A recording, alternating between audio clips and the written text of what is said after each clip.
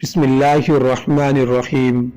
رجب 8 ہجری صلح حدیبیہ سے کچھ پہلے ہمارے پیارے نبی صلی اللہ علیہ وسلم نے صحابہ کرام رضی اللہ عنہم کے 300 سواروں پر مشتمل ایک جماعت سیدنا ابو عبیدہ بن جراح رضی اللہ عنہ کی عمارت میں قریش کے قافلہ کی تلاش میں روانہ فرمائی۔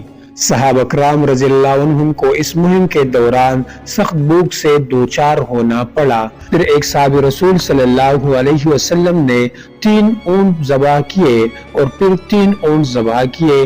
اس کی وجہ یہ تھی کہ ہمارے پیارے صحابہ کرام رضی اللہ عنہم کو درختوں کے پتے بھی جال جال کر کھانا پڑ رہے تھے۔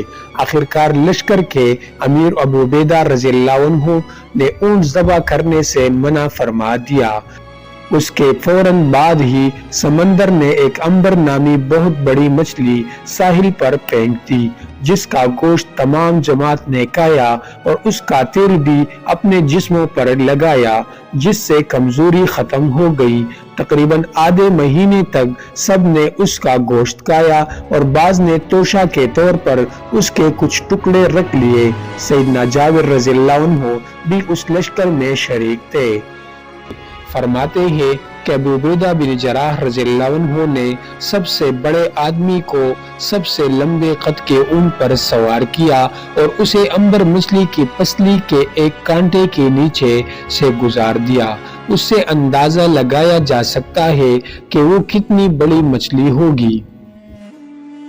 سیدنا جابر رضی اللہ عنہ فرماتے ہیں کہ ہم مچھلی کے کچھ توشے لائے تو نبی کریم صلی اللہ علیہ وسلم نے فرمایا ہمیں بھی یہ کھلائیے۔